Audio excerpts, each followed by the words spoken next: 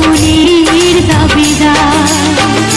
যদি তুমি বলে দাও আমি কার, দুটি মানুষ একটি মনের দাবিদার, দুটি মানুষ একটি মনের দাবিদার। তোমাকে ছাড়া এ জীবন আমার মরুভূমি।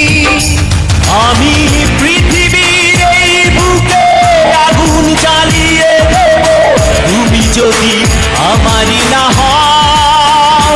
তুমি বিশ্বাসঘাতকতা করো